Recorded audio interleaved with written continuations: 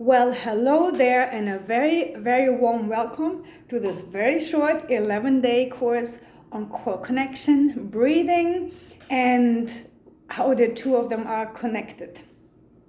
So, this course is going to be, as I said, 11 days long. Each day is going to be one lesson, which is going to be like a video short lesson, just like this one. There will be exercises, and don't worry about the exercises. It's not going to be hardcore exercises. Those exercises are more what we call activations that will help you find those inner core muscles and reconnect to them to get them firing and working as they should, just doing their job. So the lessons are going to treat like a different aspect of breathing and core connection in each lesson. So we are going to talk about awareness, because awareness always comes first, right? And then how to reconnect your core, and then also probably most importantly how to implement that reconnection. Once you're reconnected to the core, once you found those core muscles, how do you actually take that and translate it into your daily life?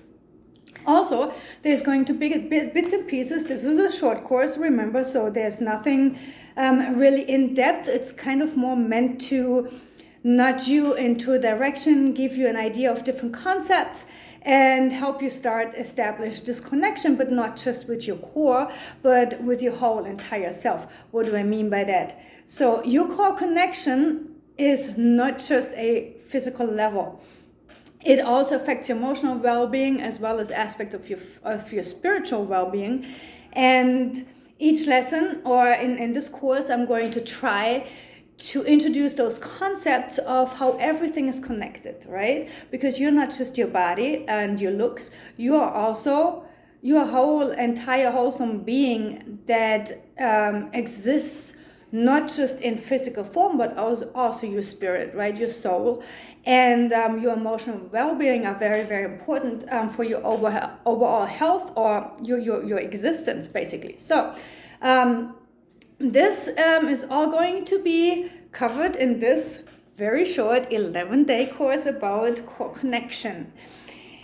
Now, let us start with a really short, in a nutshell kind of explanation what breathing is, what it's supposed to do, and how in the world it is connected with your core, right? So when I talk about core, I do not mean six-pack muscles and definition and all of that.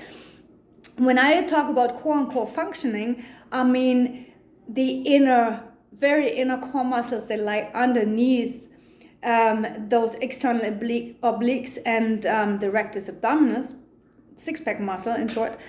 So I'm talking about your pelvic floor, your transverse abdominis, your internal obliques, and your multifidi, which are actually little muscles that run down your spine on the right and left side of your spine, okay? So those are the muscles that make up your inner core, and their job is to stabilize and to protect your lower spine, okay, or your spine. So mostly your lower spine. So yes, your core has a lot to do. It has to stabilize 24/7. It is there to help you keep yourself up, okay? So you don't collapse, so you don't just fall over or whatever. So as you can see, this is like a 24/7 job, okay? And it is very important that your core functions properly. So core functioning, just to really touch on that, is not just a muscle strength, it's more timing issue. Because those inner core muscles, they have to fire in a certain sequence and in a certain timing, and this is all controlled by the brain. The brain controls that via the breathing. So this is why it's so important if you have a deep diaphragmatic breathing pattern, as we are supposed to, like what we are born with, then your core automatically gets connected with every breath that you take. If you lose that deep breathing pattern, you lose that connection to your core. It's basically that simple. So, breathing, what is it supposed to look like? Well, you have to imagine that your diaphragm sits right here in your rib cage. Actually, diaphragm is a really, really big muscle. It's kind of a muscle sheath, I want to say, that lines the inside of your rib cage. And it is dome shaped. So it sits here kind of like this, okay? Now, imagine when you inhale, what is supposed to happen is you inhale, this is your inhale, okay? And it puts pressure on the diaphragm and it makes the diaphragm flatten out.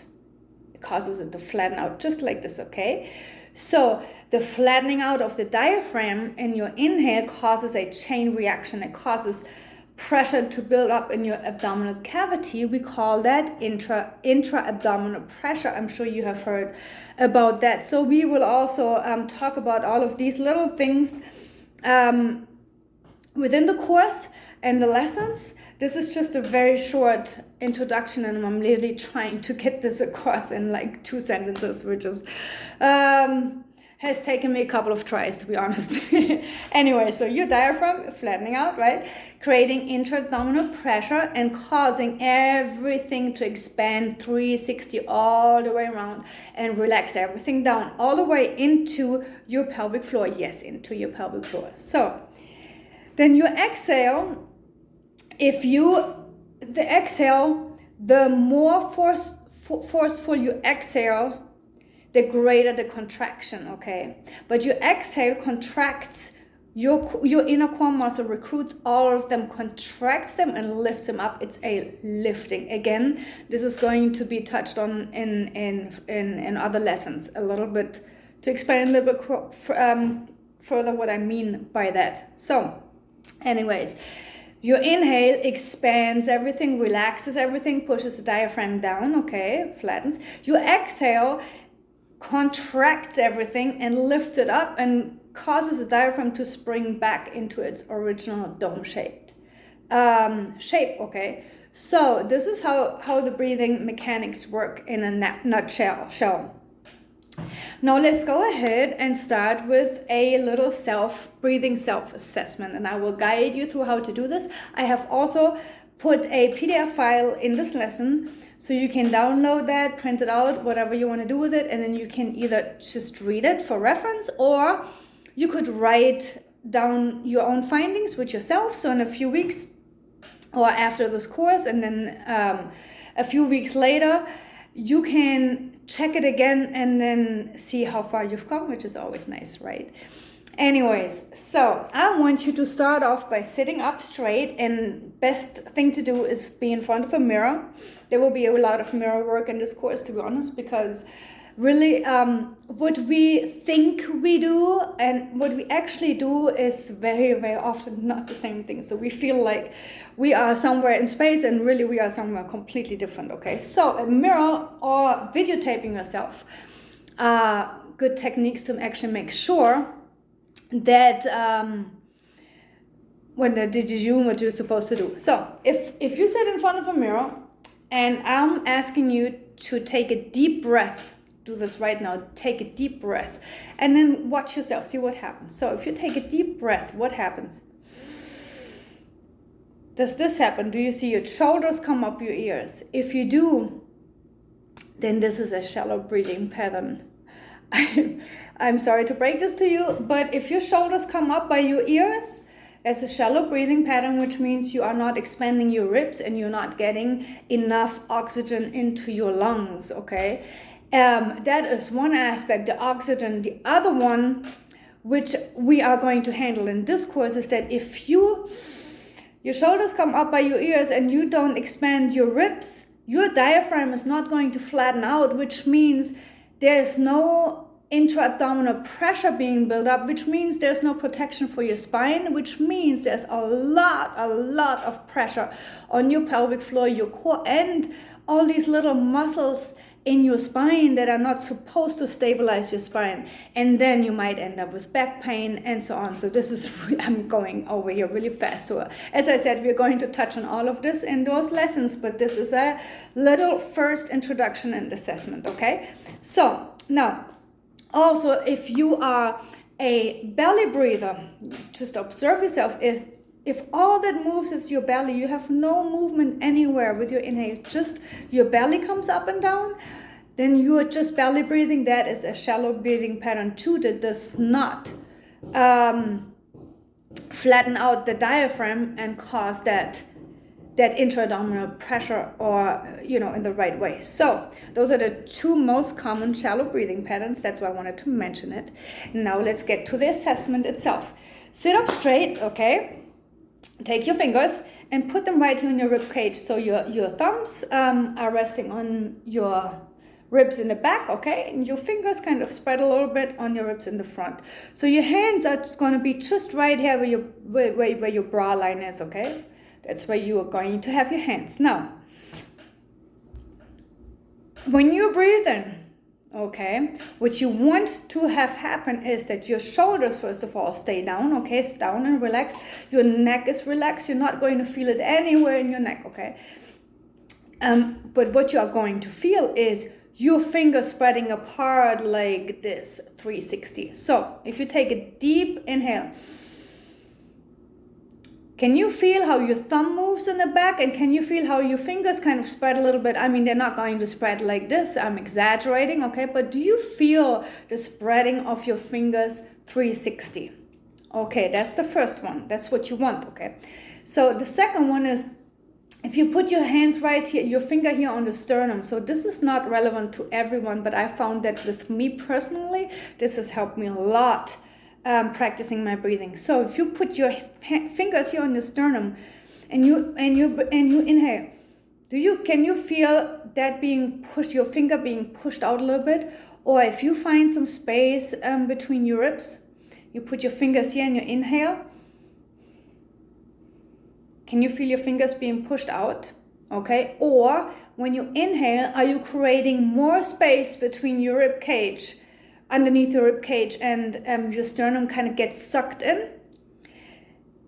That is a breathing pattern not everyone has, but if you have it, if you feel that, okay, then that's a paradoxical breathing pattern. That's another very common breathing pattern that can cause all kinds of things to go wrong in your core connection. So we're going to talk about this one too. However, what you want for right now, focus on expansion in your ribcage. This is what you want, but for now you're just assessing and noting, what it feels like, what you feel, what your fingers do, where you feel the pressure, what gets pushed out, what gets sucked in, okay?